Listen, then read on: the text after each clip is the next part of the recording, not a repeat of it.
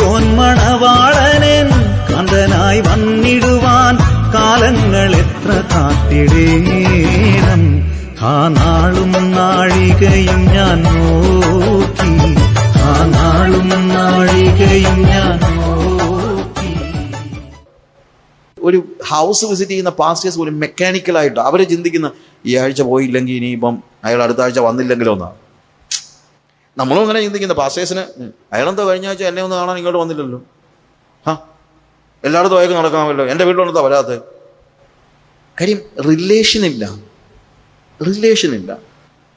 എവിടെയാണ് നമ്മൾ കർത്താവിൻ്റെ സ്നേഹത്താൽ നിർബന്ധിതരാകുന്നത്? സ്നേഹമുണ്ടെങ്കിൽ സംസാരിക്കണം, സ്നേഹമുണ്ടെങ്കിൽ സ്പർശിക്കണം, സ്നേഹമുണ്ടെങ്കിൽ ആളുകളോട് ഇടപെടണം. അല്ലാതെ മെഷീൻസ് ആകാനല്ല കർത്താവ് നമ്മളെ വിളിച്ചിരിക്കുന്നത്. യേശുക്രിസ്തുവിൻ്റെ ശുശ്രൂഷയുടെ ഭാഗങ്ങൾ നമ്മൾ പറയുമ്പോഴത്തേക്ക് ഇതൊക്കെ ആവുമെന്ന് നമ്മൾ ചിന്തിക്കുന്നില്ല. പക്ഷേ ഞാൻ പറഞ്ഞത്, ഞാനതിനെ നമ്മുടെ ഈ കാലഘട്ടവുമായിട്ട് ബന്ധപ്പെടുത്തി ആലോചിക്കുകയാണ്. എവിടെയാണ് യേശുവിൻ്റെ സ്നേഹം? യേശു തൻ്റെ ശുശ്രൂഷകൾ, അവൻ്റെ ജീവിതം സ്നേഹത്തിൻ്റെ ജീവിതമായിരുന്നു, അവൻ്റെ ശുശ്രൂഷ സ്നേഹത്തിൻ്റെ ശുശ്രൂഷയായിരുന്നു. മർക്കോസ് സുവിശേഷം 2-ാം അധ്യായത്തിൽ ആദ്യം നമ്മൾ കാണുന്നത് പക്ഷവാത രോഗിയെ സൗഖ്യമാക്കുന്ന കാര്യമാണ്. പക്ഷേ അവിടെ ഒരു പ്രധാനപ്പെട്ട കാര്യം ഓർക്കേണ്ടത് പെട്ടെന്ന് ഞാൻ പറയുകയാണ്. അതിന് പ്രധാനപ്പെട്ട കാര്യം അവിടെ 1 മുതൽ 12 വരെയുള്ള വാക്യങ്ങൾ നമ്മൾ വായിക്കുമ്പോൾ ഈ ആളുകൾ ചെയ്തതായ ആ പ്രവൃത്തി ഒരു വലിയൊരു പ്രവൃത്തിയാണ് അവർ ചെയ്തത്. അതായത് കഫർനഹൂമിലെ വീട്, ഞാനതിനെക്കുറിച്ചുള്ള ഈ ആർക്കിയോളജി പഠിച്ചു കഴിഞ്ഞാൽ ഇത്ര വലിയ വീടുകളൊന്നും കഫർനഹൂമിലില്ല. നമ്മൾ ആർക്കിയോളജിക്കൽ എക്സ്കവേഷൻസിൽ കണ്ടെടുത്തിട്ടുള്ള ഏറ്റവും വലിയ വീടിന് പോലും 18 അടി നീളമൊക്കെ ഉള്ളൂ, ഏറ്റവും വലിയ റൂമിന് പോലും, വീടല്ല ഞാൻ പറഞ്ഞ റൂമിന് പോലും. അപ്പം ഒരു വീട്ടിൽ അത്ര പട്ടണം മുഴുവനൊന്നും വന്ന് കയറാനുള്ള സ്ഥലമൊന്നുമില്ല. പക്ഷെ ഉണ്ടായിരുന്നതെല്ലാം കൂടെ അങ്ങ് ഇടിച്ച് കുത്തി നിൽക്കുന്നത് കൊണ്ട് അകത്തേക്ക് ഈ മനുഷ്യനെ കൊണ്ടുപോകാനായിട്ട് കഴിയുന്നില്ല. നമുക്ക് സ്റ്റോറി അറിയാമല്ലോ, അതുകൊണ്ടാണ് ഞാൻ അങ്ങനെ പറയുന്നത്. പക്ഷവാത രോഗിയും കൊണ്ട് 4 പേര് ചുമന്നുകൊണ്ടിരിക്കുകയാണ്. വലിയ ഈട്ടിക്കട്ടലും കൊണ്ട് വന്നെന്നൊന്നും ചിന്തിക്കണം. അന്ന് കിടക്ക എന്ന് പറഞ്ഞു കഴിഞ്ഞാൽ ഒരു പായെന്ന് ചിന്തിച്ചാൽ മതി. എന്നാൽ അന്നത്തെ കഫർനഹൂമിലെ വീടുകളുടെ എക്സ്കവേഷൻസിൽ നമുക്ക് മനസ്സിലാക്കാൻ കഴിയുന്നത് മിക്ക വീടുകൾക്കും പുറത്തൂടുള്ള ഒരു സ്റ്റെയർ കേസ് ഉണ്ട്. ആ സ്റ്റെയർ കേസിലൂടെ മുകളിൽ കയറി കഴിഞ്ഞാൽ അത് തടികൾ അടുക്കിയിട്ട് ഈ പശമണ്ണിട്ട് അവർ ഇത് ചെയ്യുകയാണ്. അങ്ങനെയാണ് അവർ ടെറസ് ഉണ്ടാക്കുന്നത്. അങ്ങനെയുള്ള ടെറസുകളുടെ മുകളിലാണ് ഇവർ ജങ്കെല്ലാം കൂട്ടിയിടുകയൊക്കെ ചെയ്തുകൊണ്ടിരുന്നത്. അതൊരു കോമൺ കാര്യമാണ്. എന്നാൽ ഈ മനുഷ്യനെ നമ്മൾ അതായത് ഈ വീട്ടുകാരനെ അപ്രീഷിയേറ്റ് ചെയ്യണം. കാര്യം എന്താണെന്ന് വെച്ച് കഴിഞ്ഞാൽ ഈ അവൻ്റെ വീട് പൊളിച്ചിട്ടാണ് എന്ത് ചെയ്യുന്നത്, ഇവനെ താഴോട്ട് ഇറക്കിക്കൊണ്ട് വരുന്നത്. അപ്പോൾ യേശുവിനെ വീട്ടിൽ കയറ്റിയാൽ വലിയ വീട് കിട്ടുമെന്ന് നമുക്ക് പറയാൻ പറ്റുകയില്ല. ചിലപ്പോൾ ഉള്ള വീടൂടെ പൊളിഞ്ഞെന്നും ഇരിക്കും. അപ്പം നമ്മുടെയൊക്കെ ഇപ്പോഴത്തെ പ്രസംഗം അനുസരിച്ച് നീ യേശുവിനെ നിന്റെ വീട്ടിലേക്ക് കൊണ്ടുവന്നു കഴിഞ്ഞാൽ നിന്റെ വീട് വലുതാകും, ചിലപ്പോൾ വീട് പൊളിഞ്ഞെന്നും ഇരിക്കും. അപ്പം അതാരും പറയത്തുമില്ല. പക്ഷെ അയാൾ എന്ത് ചെയ്തു? അതാണ് സാക്രിഫൈസ് എന്ന് പറയുന്നത്. ഓക്കെ, എന്നാൽ ഇവിടുത്തെ ഒരു പ്രധാനപ്പെട്ട കാര്യം എന്നാന്ന് ചോദിച്ചാൽ, യേശുവിൻ്റെ മുമ്പിൽ ഇവർ എന്തിനാണ് ഈ മനുഷ്യനെ കൊണ്ടുവന്നത്? പക്ഷപാതക്കാരനെ കൊണ്ടുവന്നതിനാണ് അവന് സൗഖ്യം കിട്ടാൻ വേണ്ടിയാണ്, അല്ലാതെ വേറെ കാര്യത്തിലൊന്നുമല്ല. പക്ഷേ യേശുവിൻ്റെ അടുത്ത് കൊണ്ടുവന്നപ്പോൾ യേശു സൗഖ്യമാക്കുക അല്ല ചെയ്യുന്നത്. മകനെ നിന്റെ പാപങ്ങൾ, അവരുടെ വിശ്വാസം കണ്ട് പക്ഷപാതക്കാരനോട് മകനെ നിന്റെ പാപങ്ങൾ മോചിച്ചു വന്നിരിക്കുന്നു എന്ന് പറഞ്ഞു. അവൻ്റെ രോഗം സൗഖ്യമാക്കുന്നതിന് മുമ്പേ തന്നെ അവനോട് പറയുന്നത് എന്താണെന്നറിയാമോ? നിന്റെ പാപങ്ങളെ മോചിച്ച് തന്നിരിക്കുന്നു. എന്താ? അവൻ പക്ഷപാത രോഗിയാണെന്നുള്ളത് ഒരു വിസിബിൾ റിയാലിറ്റിയാണ്. പക്ഷെ അവൻ പാപിയാണെന്നുള്ളത് ഒരു ഇൻവിസിബിൾ റിയാലിറ്റിയാണ്. നമ്മുടെയൊക്കെ പ്രശ്നം ഈ വിസിബിൾ റിയാലിറ്റീസ് മാത്രമേ നമ്മളെ ബാധിക്കുന്നുള്ളൂ. അതുകൊണ്ടാണ് ഈ രോഗികളായവർ വന്നാട്ടെ എന്ന് ക്രൂസൈഡുകാരൻ പെട്ടെന്ന് വിളിക്കുന്നത്. എന്നാൽ പാപികളായവർ വന്നാട്ടെ എന്ന് ആരും പറയുന്നില്ല. ഇനി പാപം ഈ കർത്താവ് സൗഖ്യമാക്കുക എന്ന് പറയുമ്പോഴത്തേക്ക് നമ്മൾ മനസ്സിലാക്കണം, നമ്മുടെ ഇന്നർ റിയാലിറ്റീസ്, അതാണ് ഇമ്പോർട്ടൻ്റ് ആയിട്ടുള്ള കാര്യം. അതുകൊണ്ടാണല്ലോ കർത്താവ് ചോദിക്കുന്ന ചോദ്യമുണ്ട്, എന്ത്? നിന്റെ പാപങ്ങൾ മോചിച്ചു തന്നിരിക്കുന്നു എന്ന് പറയുന്നതോ അതോ നീ കിടക്കിയെടുത്ത് നടക്കാൻ പറയുന്നത് ഏതാണ് എളുപ്പം എന്ന് ഇന്ന് ചോദിച്ചു കഴിഞ്ഞാൽ നമ്മളെല്ലാം പറയും പാപം മോചിക്കുന്നതാണോ വലിയ കാര്യം, ഇവിടെ പക്ഷപാത രോഗി എണീറ്റ് നടക്കുന്നതല്ലേ വലിയ കാര്യം എന്നാണ് ഇന്ന് നമ്മൾ പറയുന്നത്. അതുകൊണ്ടാണല്ലോ പാപം മോചിച്ചവന് സാക്ഷ്യം പറയാൻ അവസരമില്ല, പാപം മോചിക്കപ്പെട്ടവന്. പക്ഷേ ചൊറിച്ചിൽ മാറിയാലോ പല്ലുവേദന മാറിയാലോ അതിന് സാക്ഷ്യം പറയാൻ അവസരമുണ്ട്. നമ്മുടെ ചിന്ത പല്ലുവേദന മാറുന്നതോ ക്യാൻസർ മാറുന്നതോ ഒക്കെയാണ് വലിയ കാര്യമെന്ന കാര്യം. എന്ന് കഴിഞ്ഞാൽ എന്താണ് വലുതെന്ന് തിരിച്ചറിയാനുള്ള ബുദ്ധി നമുക്ക് ഇല്ല. എൻ്റെ മകളൊരു ക്യാൻസർ പേഷ്യൻ്റ് ആയിരുന്നു. അപ്പം ഓസ്റ്റിയോപൊറോസിസ്, ബോൺസ് പൊടിയുന്ന ഒരു ഇതുണ്ടായിരുന്നു. ഒരു പ്രാവശ്യം എൻ്റെ മദർ മുകളിലത്തെ നിലയിലുണ്ടായിരുന്ന ഞാൻ ടെറസിൻ്റെ മുകളിൽ ഒന്ന് തിരിഞ്ഞതാണ്, കാല് ട്വിസ്റ്റായി അങ്ങ് ഒടിഞ്ഞു. ഇത് പിന്നെ ശരിയാകുന്ന കാര്യം ഭയങ്കര. അപ്പം സ്റ്റീൽ റോഡ് ഇട്ടിട്ട് ഇത് ശരിയാക്കിയിരിക്കുകയാണ്. അത് കഴിഞ്ഞിട്ടാണ് ക്യാൻസറിൻ്റെ ഇത് ഡയഗ്നോസ് ചെയ്യുന്നത്. അപ്പോൾ ക്യാൻസറിൻ്റെ കാര്യത്തിന് വേണ്ടി അങ്ങനെ തന്നെയാണ് കാണിച്ചുകൊണ്ടിരുന്നത്. ക്യാൻസറിൻ്റെ കാര്യത്തിന് വേണ്ടി സർജറി കഴിഞ്ഞു. സർജറി കഴിഞ്ഞിട്ട് റേഡിയേഷൻ കഴിഞ്ഞു, കീമോ എടുത്തു, എല്ലാം കഴിഞ്ഞു. പിന്നെ കാണുമ്പോഴൊക്കെ ഡോക്ടർക്കാരൻ ഇടയ്ക്ക് ചോദിക്കും, അമ്മച്ചി എങ്ങനെയുണ്ട്? എൻ്റെ ഡോക്ടറെ ഈ കാലിൻ്റെ വേദനയാണ്, അതുകൊണ്ട് മാറുന്നില്ല കേട്ടോ. ആ സ്റ്റീൽ ഇട്ടിടത്ത് ഭയങ്കര വേദനയാണ്. ക്യാൻസറിനെ കുറിച്ച് അമ്മച്ചി ഒരു കാര്യം പോലും മിണ്ടിട്ടില്ല. കാര്യം ക്യാൻസർ അമ്മച്ചിക്ക് ഒരു വലിയൊരു ഇഷ്യൂ ആയിട്ട് പ്രത്യക്ഷത്തിൽ തോന്നുന്നില്ല. അമ്മച്ചിക്ക് ഫീൽ ചെയ്യുന്നത് എന്തേ ഉള്ളൂ? കാലിൻ്റെ വേദന.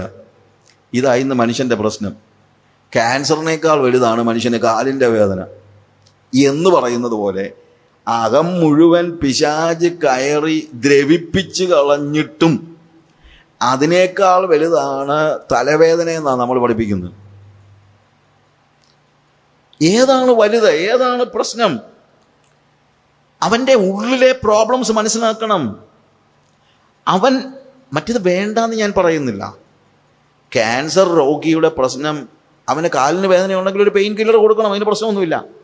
പക്ഷേ ഇന്നിപ്പോൾ പെയിൻ കില്ലറും വാങ്ങിച്ചുകൊണ്ട് പോവുകയാണ്. ക്യാൻസർ രോഗം അവിടെ ഇരിക്കുകയുമാണ്.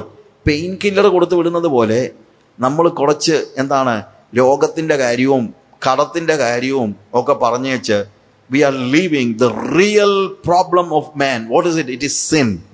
കർത്താവ് അങ്ങനെയല്ല. കർത്താവ് അവനോട് പറയുകയാണ്, നിന്റെ പാപങ്ങൾ ഞാൻ മോചിച്ച് തന്നിരിക്കുന്നു എന്ന് പറയുകയാണ്. അത് നമ്മൾ അല്ലെങ്കിൽ പുറമെ ഒരാൾക്ക് പെട്ടെന്ന് അത് ഡയഗ്നോസ് ചെയ്യാനായിട്ട് ബുദ്ധിമുട്ടാണ്. ഇപ്പം ഞാൻ മപ്പൂട്ടോയിലായിരുന്ന സമയത്ത് പ്രാവശ്യം എനിക്ക് ക്രിയാറ്റിൻ കൂടുതലാണ്. അങ്ങനെ എൻ്റെ കിഡ്നി ഫങ്ഷൻ പ്രശ്നം ഉണ്ടായി. എന്നിട്ട് ഞാൻ വോമിറ്റ് ചെയ്യാൻ തുടങ്ങി. അപ്പം അവിടുത്തെ ഹോസ്പിറ്റൽസ് അല്ലേ, അവിടെ ചെന്നപ്പോൾ തന്നെ ഞാൻ അവരോട് ഒന്നാമതേ പറഞ്ഞു, നിങ്ങൾ കാണുന്നത് പോലെ വോമിറ്റിങ് മാത്രമല്ല എൻ്റെ പ്രശ്നം, എനിക്ക് കിഡ്നി പ്രോബ്ലം ഉണ്ടാകാൻ ചാൻസ് ഉണ്ടായിരിക്കാം, അതായിരിക്കാം എന്ന് ഞാൻ പറഞ്ഞത് കൊണ്ട് ഡോക്ടേഴ്സ് അത് ഡയഗ്നോസ് ചെയ്തോ, അല്ലെങ്കിൽ അത് അവർ പെട്ടെന്ന് നോക്കി.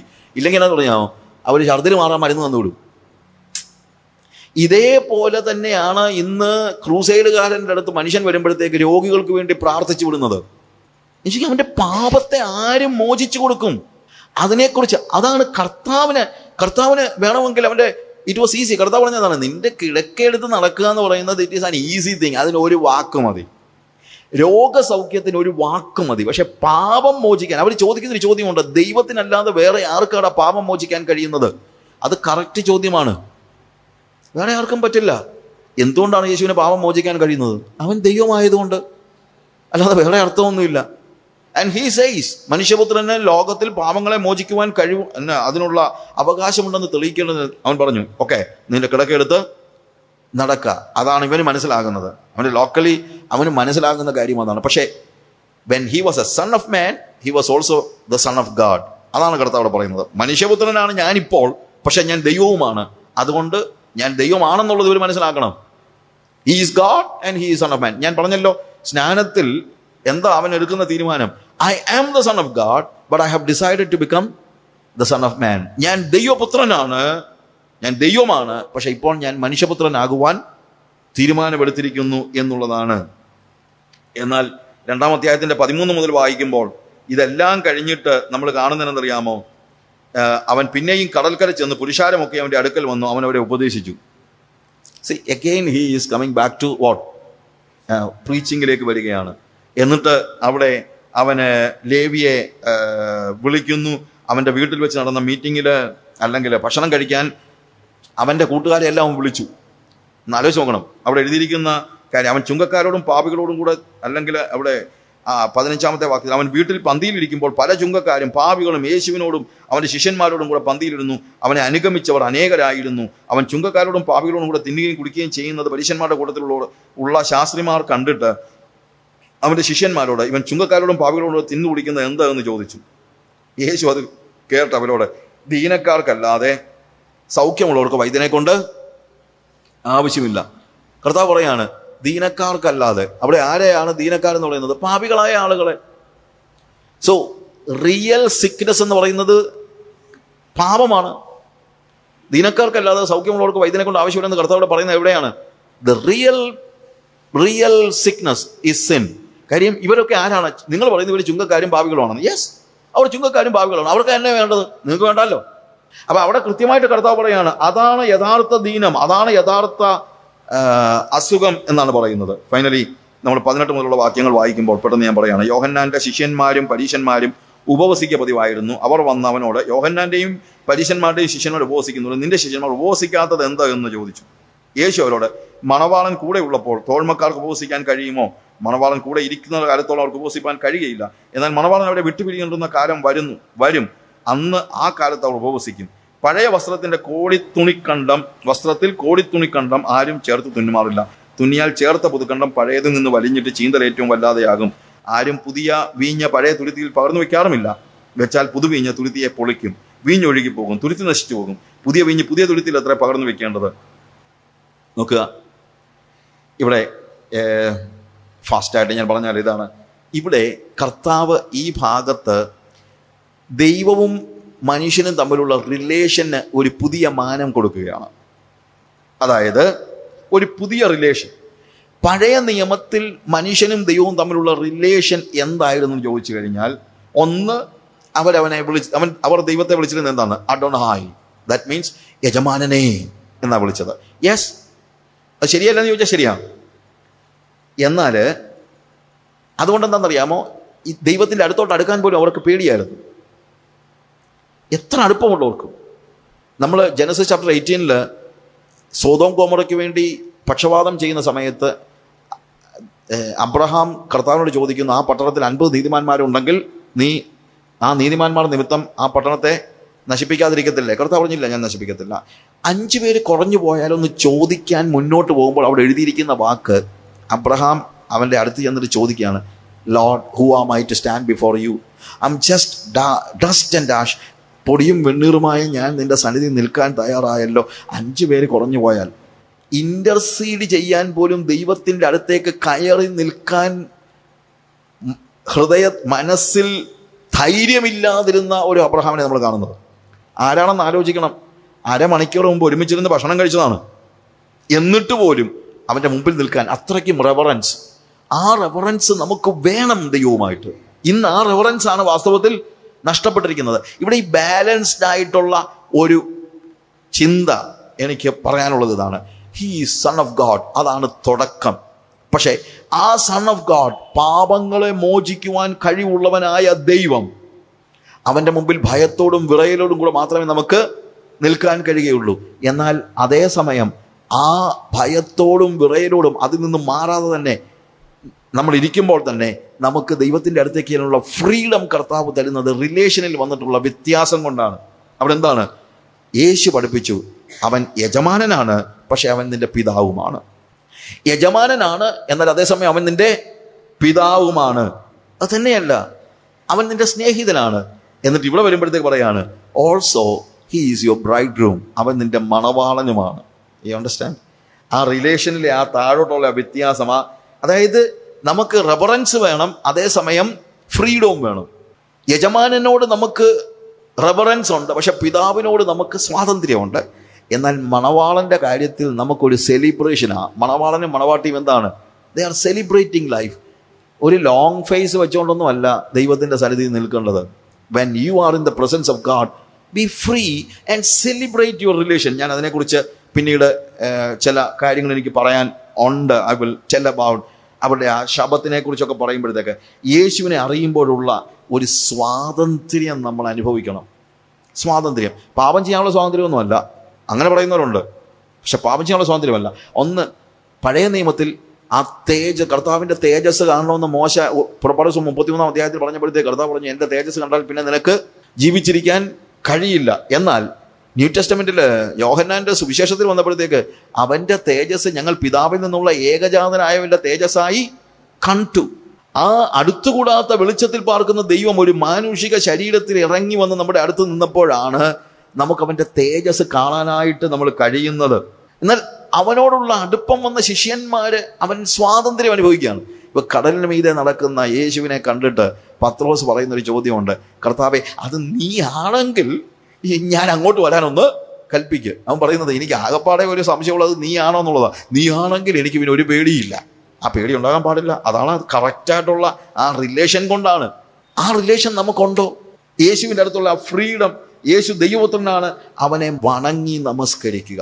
എന്നാൽ അതേസമയം അവൻ മണവാളനാണ്, അവനെ നമ്മൾ എന്ത് ചെയ്യണം? അത് സെലിബ്രേറ്റ് ചെയ്യണം. He is my bride groom and I M his bride.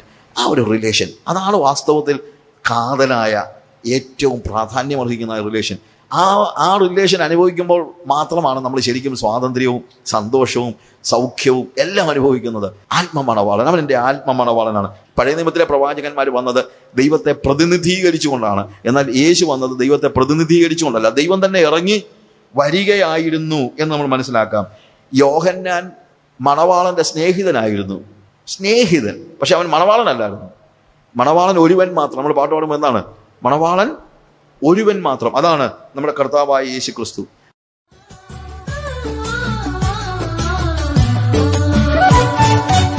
Zion മണവാളനൻ കാന്തനായി വന്നിടുവാൻ കാലങ്ങൾ എത്ര കാത്തിടേണം. ആ നാളും നാഴികയും ഞാൻ നോക്കി, ആ നാളും നാഴികയും ഞാൻ നോക്കി. പാരം കൊതിച്ചിടുന്നെൻ കൺകളി പാരിതിൽ, പാരം കൊതിച്ചിടുന്നെൻ കൺകളി പാരിതിൽ. ഹായെന്നു തീർന്നിടുമെൻ ആശ, ഹായെന്നു തീർന്നിടുമെൻ ആശ. സിയോൻ മണവാളനൻ കാന്തനായി വന്നിടുവാൻ കാലങ്ങൾ എത്ര കാത്തിടേണം. ആ നാളും നാഴികയും ഞാൻ നോക്കി, ആ നാളും നാഴികയും ഞാൻ നോക്കി.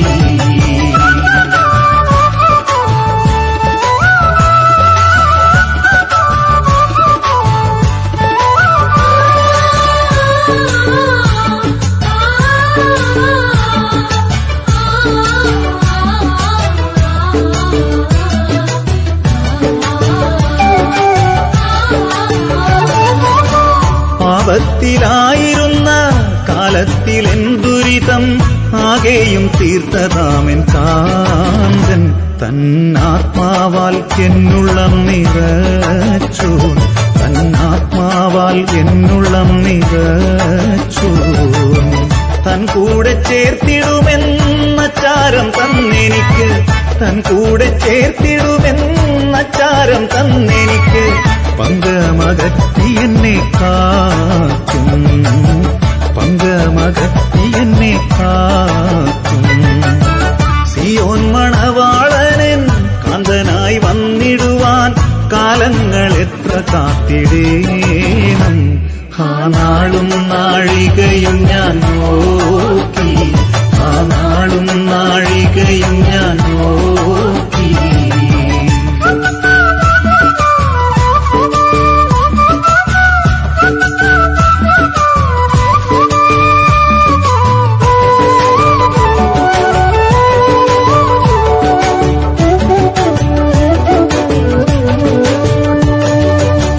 നിൻ പ്രേമം കണ്ടതിൽ പിന്നിൻ പ്രേമമായതെല്ലാം നിൻ പേർക്കായി തന്നിടുവാനാശ.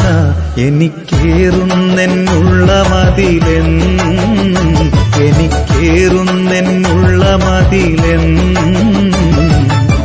നിൻ പേർക്കായി ജീവനെ തന്നെൻ പ്രാണൻ പ്രാണനം, നിൻ പേർക്കായി ജീവനെ തന്നെൻ പ്രാണൻ പ്രാണനം ചെയ്തൻ പേരും പ്രാണനാഥനേശു,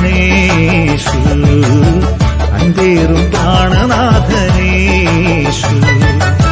സിയോൻ മണവാളനൻ കാന്തനായി വന്നിടുവാൻ കാലങ്ങൾ എത്ര കാത്തിടേണം.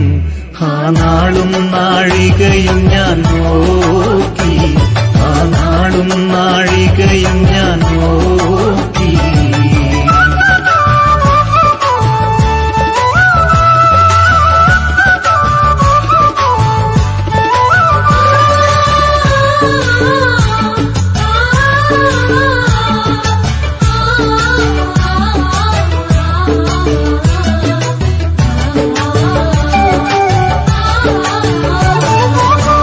വാനത്തിൽ കേൾക്കുമേ ഞാൻ ആനന്ദമായൊരു നാൾ, പ്രാണപ്രിയൻ ധ്വനിക്കും ശബ്ദം. ആ നേരം പറന്നു പോം ഞാൻ വാനി.